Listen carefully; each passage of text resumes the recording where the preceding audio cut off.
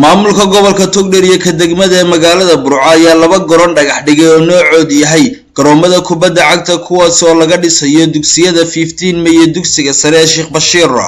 waxa kaloo ay dhagaxdhigeen taalada caanka ah Sheikh Bashiir Burco oo ay tilmaameen inay qurxinayaan geed ku filan ay ku soo xayndaami doonaan xuduudiisa barasaabka gobolka Togdheer Maxamed Muuse Diiriye oo isagu goobahaas dhagaxdhigay maanta ayaa hadalkan ka jeediyay waxaan idin leenahay waa naga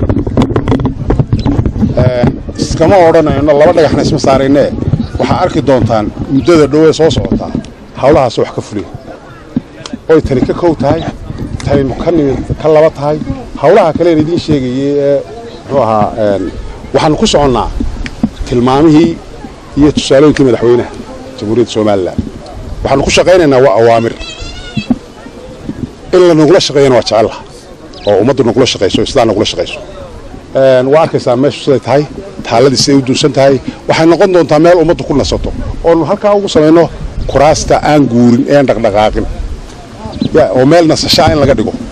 oo ummaddu ninkii doona yar marqaasana halka iska fadhiyo kii kale ee doonaya inuu shaaha iska cabaan halka ama sharaabka iska cabaan halka ku nasto